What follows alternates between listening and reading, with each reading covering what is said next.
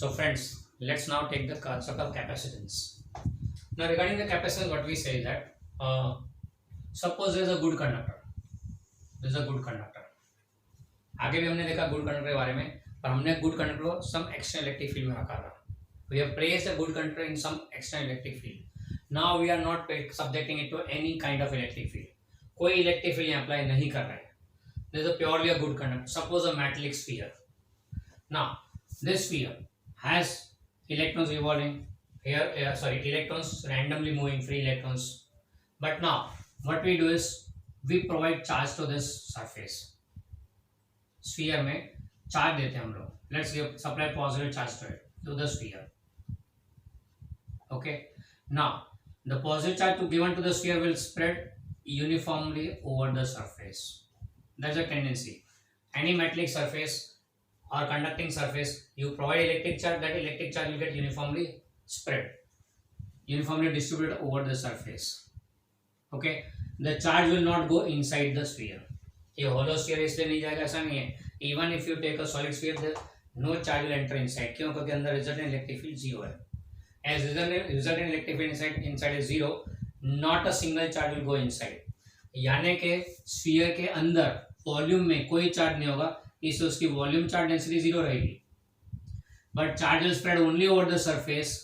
That means sigma will be non zero. Surface charge density will be non zero. बराबर है. याद रखें हमेशा कोई भी मेटलिक कंडक्टर में when charge is provided from the outside, then charge gets uniformly distributed over the surface, does not go inside. That means for a conductor, when you supply a charge, the volume charge density still remains zero. The net surface charge density is non-zero. Net volume charge density is zero. Net surface charge density is non-zero. Clear about this? Now, as you go on providing the charge to the surface, Q increases. The charge increases. Q increase होगा तो electric field intensity given is KQ upon R square also increases. यानी इसके आसपास की electric field will get an increase in its value. That means the electric field surrounding the conductor will become strong, and that strength will decrease as you move away from the sphere. Sphere से जैसे दूर जाओगे electric field intensity decrease होगी, पर जो भी है वो बढ़ती जाएगी. फर्दर पोटेंशियल की बात करें तो that is KQ upon R. तो with the increasing Q potential also increases. So what we find is that as you go on depositing the charge, electric field intensity also increases and the potential of the surface also increases. अब ये increase होने लगेगा. पर as you go on giving the charge, Q भी increase होगा, V भी increase होगा, Q भी increase होगा, V भी increase होगा, दोनों increase होंगे. But surprisingly it is found that the ratio Q by V always remains constant. The ratio Q by V will always remain constant. यानी क्या हुआ कि जैसे आप चार्ज देते जाओगे Q बढ़ेगा, साथ साथ में V भी प्रोपोर्शनली इंक्रीज होगा, बट दोनों का ratio will always remain the same. And this constant is referred as capacitance of the surface. It is referred as capacitance of surface. इस सरफेस का कैपेसिटेंस हो गया. By capacitance what do mean? ये capacitance मतलब क्या होता है? This capacitance shows how much is the charge stored per unit potential difference here on the surface. तो कैपेसिटेंस यानी कि कितना चार्ज स्टोर हो सकता है यहाँ पे. अब कैपेसिटेंस क्या, अगर यूनिट देखें तो it is charge upon potential, coulomb upon volt. अब वोल्ट के बारे में क्या था, तो इलेक्ट्रिक पोटेंशियल का यूनिट क्या है, वोल्ट. कैसे आया, तो we know that formula V is equal to work done per unit charge. यानी कि volt unit of potential is equal to work done joule upon charge का कूलम. अब जूल अपॉन कूलम का ये डायमेंशन इक्वेशन देखें तो क्या होगा, m1 L2 T-2 upon A1 T1. तो this will be m1 L2 T-3 A-1. तो यहाँ पे कूलम, इसका अगर डायमेंशन इक्वेशन देखा जाए तो A1 T1 upon m1 L2 T-3 A-1. So simplifying it, what you get is m-1 L-2 A2 P4. That is the dimensional equation of capacitance. Cool upon volt is the unit जिसको प्यार से farad कहते हैं, F. It is denoted by, it's called farad. Faraday नाम के scientist का आधा नाम लिया हुआ है, farad. That is the capacitance of this surface. Capacitance का unit farad, dimension equation -1 L2 L -2 A2 T4। Okay, कैसे है वो भी ख्याल आ गया होगा। ये पोटेंशियल के बारे में और ये कैपेसिटेंस के बारे में। ओके, तो when you give charge to the surface it gets stored over the surface and that storing कितना स्टोर हुआ वो ये कैपेसिटेंस वैल्यू देता है। Capacitance gives the amount of charge stored on the surface. Now one question arises, as we go on giving the charge, will it continue forever? Can we store more and more charge? Yani can unlimited charge be stored on the surface? The answer is no. Why? Because as you go on increasing the charge, Q by V value remains constant and that's called capacitance. पर साथ में electric field भी बढ़ रहा है। Now electric field surrounding the sphere will become strong. Now at a certain level the electric field becomes so much strong that it ionizes the air molecule here. यहाँ air molecule को ionise कर देते हैं, यानी positive and negative ion create होंगे air molecules में, and ये positive charge जो है वो नेगेटिव चार्ज को लेके यहाँ से छूमंतर हो जाएगा, यानी कि charge from the surface gets leak, यानी आप चार्ज ऐड करते जाएंगे यहाँ चार्ज लीक होता रहेगा by ionising the air molecules. This ionisation of air molecules is called dielectric breakdown, इसको बोलते हैं डाइइलेक्ट्रिक ब्रेकडाउन। एंड कब होगा ये, उसको बोलेंगे the value of electric field at which this happens is called dielectric strength. Dielectric strength is the electric field at which this breakdown occurs, बराबर है। एंड इसका फॉलोअप क्या होगा, what is the result of this, the charges gets leak, यानी आप charge add करते जा रहे हैं, यहाँ से लीक हो रहा है, ऐड करते जा रहे हैं, लीक हो रहा है, मतलब क्या हुआ, आप ज्यादा चार्ज तो स्टोर नहीं कर सकते। इससे कोई भी एक सरफेस की अपने एक लिमिटेड कैपेसिटी होती है चार्ज स्टोर करने की। Every surface has a limited capacity of storing charge and that's called capacitance denoted by capital C. ये इसका नोटेशन है as a quantity. Okay, यानी कि charge storing capacity of all surfaces are limited and not an infinite charge can be stored. You can store a limited amount of charge, not infinite charge. Okay, अब ये capacitor ये capacitor जो है वो बताता है कि कितना चार्ज यहाँ स्टोर हो सकता है। Can we increase the capacity of storing electric charge? Obviously not, क्योंकि डाइइलेक्ट्रिक ब्रेकडाउन मिलाकर नहीं। एक तरीका है कैसे, सपोज ये एक स्फीयर है, एक स्फीयर ले लिया, उस पर इंसुलेटर स्टैंड लगा दिया ताकि अर्थ के साथ कोई इंटरेक्शन ना पाए। दूसरा एक सिमिलर स्फीयर, आइडेंटिकल स्फीयर ले लिया एंड यहाँ रखा दिया। Now we provide the charge to the surface, यानी सरफेस को चार्ज मिला, यूनिफॉर्मली डिस्ट्रीब्यूट होता है, कहाँ तक उसकी कैपेसिटी वहां तक। यहाँ पे हमने चार्ज स्टोर किया, चार्ज इसके ऊपर स्प्रेड हुआ, कितना उसकी कैपेसिटी वहां तक। Suppose the potential created here is plus V volt. Now the second sphere place near bye will have a negative charge induced in that, यहाँ पे नेगेटिव एंड इस तरफ पॉजिटिव। अब हम क्या करेंगे इसको, चलो ये बाहर नहीं बताते सरफेस पे, इसमें इनसाइड द सरफेस ये नेगेटिव एंड ये पॉजिटिव, यानी इलेक्ट्रिक इंडक्शन हमने पढ़ा था चैप्टर 1 में, वही सिचुएशन। नजदीक में पॉजिटिव चार्ज है तो ये नेगेटिव इंड्यूस होगा, ये पॉजिटिव इंड्यूस होगा। Now what we do is we connect it to a battery to the ground, sorry we connect the second sphere to the ground, तो जो चार्जेस विल मूव अवे, यानी ये positive charge तो गए neutralise हो जाएंगे, इसको हटा दो अभी, यानी अर्थिंग कर दिया तो यहाँ से चार्ज फ्लो आउट हो जाएगा, तो there will be a negative charge created here.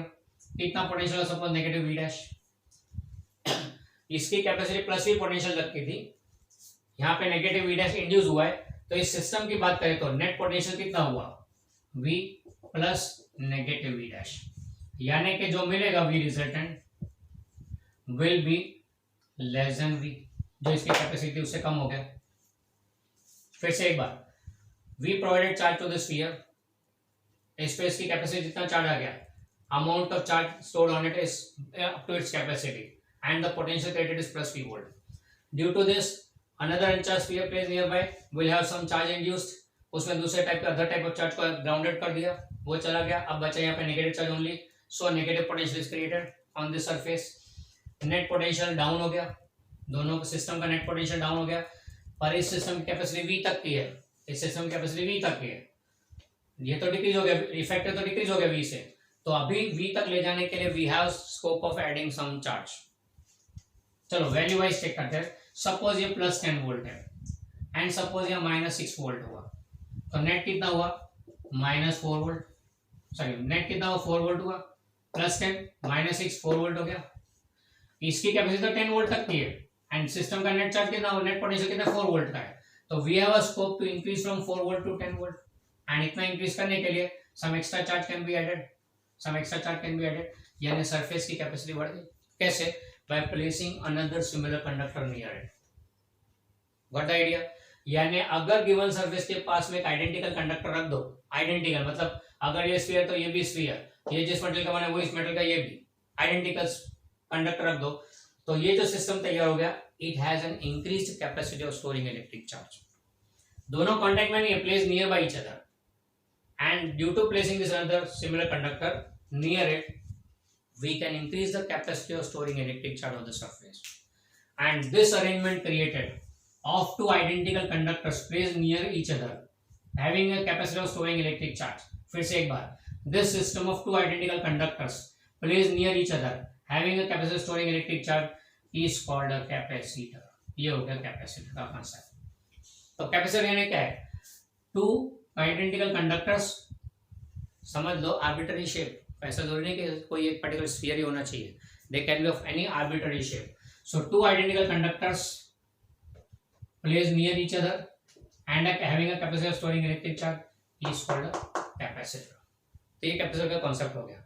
And capacitor की प्रॉपर्टी क्या है? स्टोरिंग इलेक्ट्रिक चार्ज की, जिसको बोलते हैं capacitance.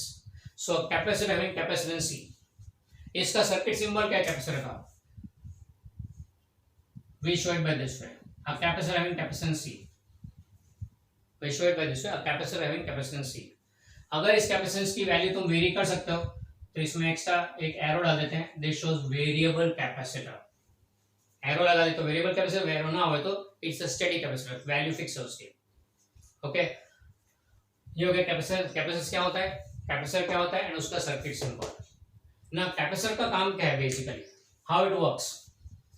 Suppose is a capacitor, इसको कनेक्ट कर देते हैं एक बैटरी के साथ में।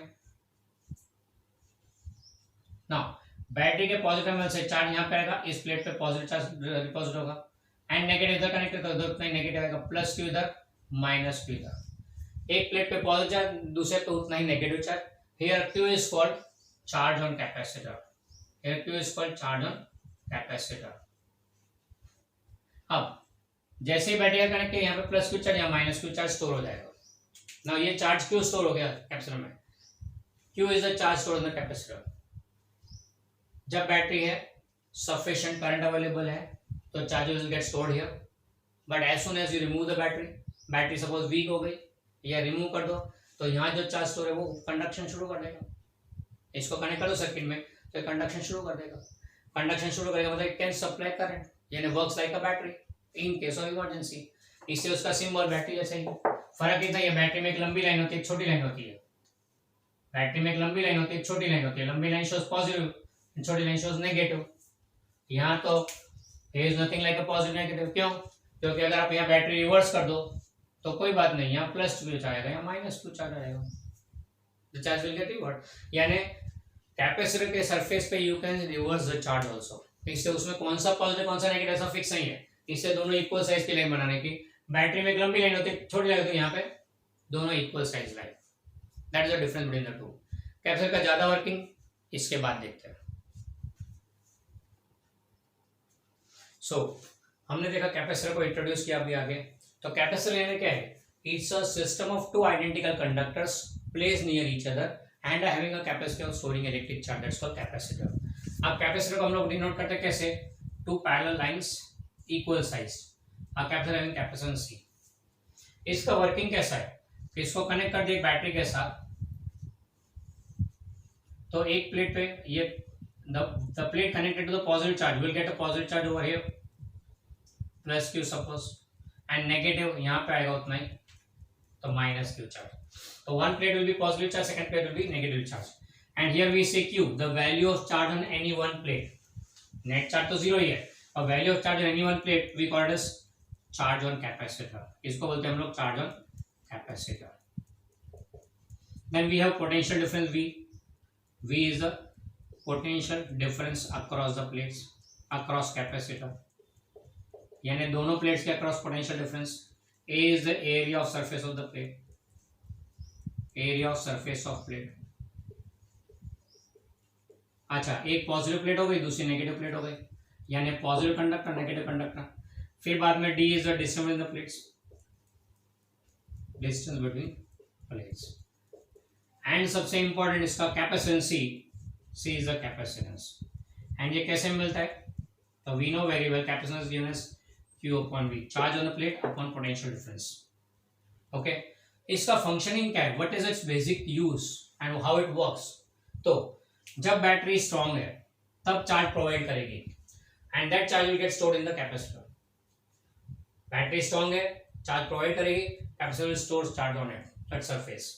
जैसे बैटरी वीक हो गई तो बैटरी अब कैपेसिटी नहीं है चार्ज देने की, तो battery is not able to give the charge to circuit. पर सामने इसने चार्ज स्टोर कर देखा है तो अपनी तरफ से चार्ज देना चालू करेगा, तो the capacitor will start getting discharge. So whenever battery is strong or sufficient current moving the circuit, at that time capacitor gets charged, and when battery is weak or the current becomes low, the capacitor gets discharged and provides current for a while. हाँ, ये इन unlimited charge store नहीं कर सकता, इसलिए unlimited charge supply नहीं करेगा। It will supply charge for a very small time, with the current for very small time. So effectively it will work as a battery for a short time. इसका use क्या? तो it's something like a savings bank account. Savings bank account क्या होता है? महीने की salary आती है तो उसमें से थोड़ा पैसा बचा के हम लोग सेविंग्स पे डाल देते हैं, बराबर है। महीने की सैलरी आई, थोड़ा बचा के सेविंग्स में डाल दिया क्योंकि इमरजेंसी नीड्स में काम आए। The regular salary is used up in house hold work, बाकी का थोड़ा बहुत हमने सेव कर लिया, चलो वो तो ठीक है। फिर बाद में कभी इमरजेंसी आई तो उस इमरजेंसी में क्या करेंगे? पैसे तो सब तो सैलरी जब आएगा तब तक सेविंग से पैसा निकाल के वी कैन यूज इट, यानी इन case of emergency it is required. अगर इमरजेंसी ना आए तो सर तो कोई बात नहीं, पैसा पड़ा रहेगा सेविंग्स अकाउंट में। तो अगर इमरजेंसी आए तो ये सप्लाई करेगा, नहीं आए तो कोई बात नहीं, charge will remain as it is. Clear? Circuit में इमरजेंसीज कैसी होती है? चलो लाइफ में तो इमरजेंसी है, चलो समझे कि भाई सपोज डैडी की सैलरी हमेशा 4th 5th तारीख को आती है, तो 4th 5th को सैलरी आएगी, 20 22 25 तक तो चलती है, माँ ने थोड़ा सेव कर लिया उस साइड में या डैडी ने थोड़ा सेव कर लिया उस साइड में, तो 20-25 तारीख के बाद क्या करेंगे? अगर कोई इमरजेंसी खर्चा है, सपोज तुम बीमार हो गए, डॉक्टर को बताया, डॉक्टर बोला ये पर्टिकुलर टेस्ट करवाने पड़ेंगे, हॉस्पिटलाइज करना पड़ेगा 2 दिन के लिए, तो खर्चा कहाँ से लगेगा? तो there the savings come into help. तो खाली ऐसे ही कामों के लिए नहीं, सपोज किसी का कोई ओकेशन है, तुम्हारा बर्थडे है, पापा को गिफ्ट देना है, पर पैसा एक्स्ट्रा कहाँ से निकाले? तो सेविंग्स में से पैसा आ जाएगा आपके गिफ्ट के लिए, आपकी मुंह मांगी गिफ्ट आपको मिल सकती है। तो that is the purpose of saving account. इसलिए we Indians are particularly adamant for savings. हम लोग हमेशा अपनी सैलरी का थोड़ा पार्ट सेव करते हैं, क्योंकि कैपिटल का कॉन्सेप्ट हमारे यहाँ रहता ही है। अब सर्किट में यहाँ कहाँ जरूरत पड़ेगी, इसका एप्लीकेशन कहाँ? तो हमारी लाइफ में तो बहुत सारी जगह पे एप्लीकेशन है। You take any motor, you have studied motor in 10th standard, you know that motor converts electrical energy into mechanical work. Electrical provide करोगे तो मैकेनिकल वर्क मिलेगा, मोटर वर्क करेगी। अब मोटर का वर्किंग कैसे होता है? It's based on electric current only. अगर इलेक्ट्रिक करंट स्विच ऑफ कर दिया तो मोटर मूव करना बंद कर देगी। अब इमेजिन करो पंखे में भी मोटर होती है, you might have seen the motor inside the fan. Fan का जो बेस पार्ट है उसके ऊपर देखो तो मोटर होता है अंदर। Now when the current is sufficient, आपने स्विच ऑन किया तब करंट मिल रहा है तो मोटर घूम रही है फुल स्पीड से। आपने फुल पंखा कर दिया, गर्मी है ना, तो आपने फुल पंखा कर दिया, मोटर घूम रही है फुल स्पीड से। फिर आपको वो चलो मैं रूम से बाहर जा रहा हूँ, स्विच ऑफ कर दिया आपने, पंखे को स्विच ऑफ कर दिया, यानी you immediately stop the supply of current. Motor को सप्लाई ऑफ करंट स्टॉप बंद हो गया तो मोटर एब्रप्टली स्टॉप हो जाएगी। No current no motion, coil will not rotate. अब मान लो 140 की स्पीड पे चलने वाली गाड़ी को आप इमरजेंसी ब्रेक मारो, पैडल ब्रेक नहीं है गाड़ी में, जो पैडल ब्रेक होती है वो नहीं, वो तो बहुत दूर आगे जाके रुकती है। अगर 140 की स्पीड हो तो 1-8 किलोमीटर तो खींच डालती है। पर आपने अगर वो साइड का हैंड ब्रेक खींच लिया तो दैट्स एन इमरजेंसी ब्रेक, गाड़ी वहीं चिपकेगी। तो क्या होगा? फास्ट मूविंग व्हीकल कोई इमरजेंसी ब्रेक हैंड ब्रेक मारा हो तो वहीं चिपक जाएगी। High speed comes to zero, reduce to zero abruptly, and that creates a lot of friction between tire and the road, and so immense amount of heat is generated, and due to that the air inside the tire gets expanded largely, breaks the tire, the tyre deflates and it might create an accident. जैसे कोई एक tyre suppose right side का tyre deflate हुआ तो पूरी गाड़ी घूम सकती है एंड टम्बल डाउन हो जाएगा, जो हमने देखा है काफी बार। कभी जैसे इमरजेंसी ब्रेक मारो या टायर फटा हो चालू व्हीकल में, गाड़ी बुलेट खाती खाती कहीं साइड में जाके गिर जाए या कोई एक्सीडेंट हो जाए। This what happens. अब पंखे में ऐसा हो तो आपने जब जब स्विच बंद किया, करंट बंद, motor abruptly stop, heating and we know that coil is of thin copper wire. Such heating से कॉपर वायर जल जाएगा, बर्नआउट हो जाएगा एंड उसका वाइंडिंग गया, यानी पंखा बेकार। यानी जब जब आप स्विच ऑफ करो पंखा गया। अरे ऐसा हो तो क्या होगा, वाइंडिंग जल गया तो उसको रीवाइंडिंग करने भेजना पड़ेगा। You might have heard wording, कभी मोटर इसकी जल गई है तो इसको रीवाइंडिंग के लिए भेजना पड़ेगा। This happens in case of fan, water pump. हमारे घर में जो मोटर पंप होते हैं पानी चढ़ाने के लिए, वो आटा चक्की पे भी मोटर वाले मोटर होती है, वो कोई भी मोटर ले लो उसमें सब में ये सिचुएशन है। तो ऐसे केस में क्या करें, तो there a capacitor is placed, क्योंकि जब करंट आ रहा है तब कैपेसिटर चार्ज होगा। आपने स्विच ऑफ कर दिया, आपने सप्लाई बंद कर दिया, तो capacitor will discharge and continue the current for a while. तो धीरे धीरे मोटर बंद होगी, अब्रप्टली बंद नहीं होगी। ब्रेक लगाते हैं, हैंड ब्रेक लगाते हैं, पर वो तो नहीं, एकदम लास्ट मोमेंट पे अगर आपको कोई डिसीजन लेना हो तो आपको दूर से पता है कि कोई गाय क्रॉस कर रही है, तो आप पैडल ब्रेक से धीरे धीरे ब्रेक मार सकते हो ना। तो ऐसे सिचुएशन कैपेसिटर का हो गया, it supplies the current for a while so that motor stops slowly rather than abrupt stopping and winding जलने का कोई सवाल नहीं होता है फिर। So in that case capacitor works as a supply, emergency supply of the charge।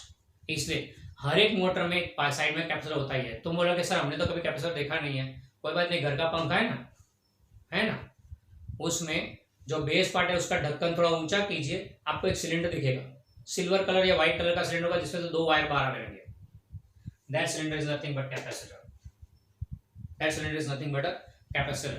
पानी की मोटर में अगर पानी की मोटर आपकी पानी के बाहर है तो उस केस में उसके ऊपर ही वो सिलेंडर लगा होता है। You can clearly visualise it. And आप बोलोगे नहीं सर हमारे यहाँ तो पानी की टंकी के अंदर मोटर है, कहाँ देखने जाऊँ, तो कोई बात नहीं, उसकी स्विच बाहर होगी ना, स्विच तो पानी के अंदर नहीं होगी ना, पानी के अंदर स्विच बाहर होगी। उस स्विच बोर्ड के अंदर देखोगे तो बॉक्स है, उस स्विच के बाजू में एक सिलेंडर लगा होगा। सबमर्सिबल पंप है इन केस, तो स्विच के बाजू में एक सिलेंडर लगा होगा, दैट इज अ कैपेसिटर। हर एक जगह पे in every electrical appliances where there motor is involved, some type of motion is involved, वहां पे हमेशा कैपेसिटर साथ में ही होता है। एंड अगर फिर भी आपको ना देखने को मिले तो कोई बात नहीं, नजदीक की आटा चक्की पे चले जाओ, आटा चक्की वाले के यहाँ देखने का, उसका जो मोटर है ना, जो बेल्ट को घुमा रहा है, उस मोटर के ऊपर बड़ा सा सिलेंडर दिखेगा आपको, सिल्वर कलर का या व्हाइट कलर का, and that is capacitor. So capacitor is it is very much used in our daily life। and even IT people के लिए भी, कंप्यूटर में we know that computer requires continuous power supply।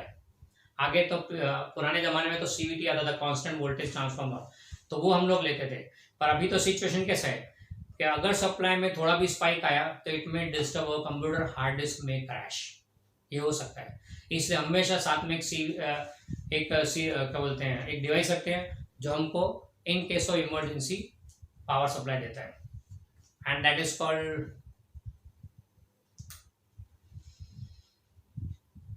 forgot the name। हमेशा एक emergency supply होता है जो अगर मान लो लाइट बंद हो गई, पावर चला गया, तो वो it supplies the voltage till then.